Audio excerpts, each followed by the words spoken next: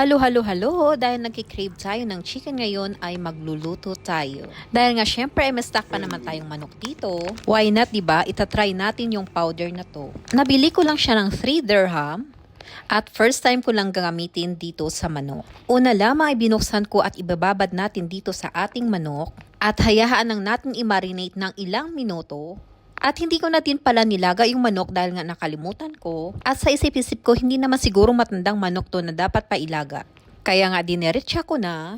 At maghintay lang tayo ng ilang minuto at pwede na nating piritoin. At yan lang po pwede nating prituhin. Bye!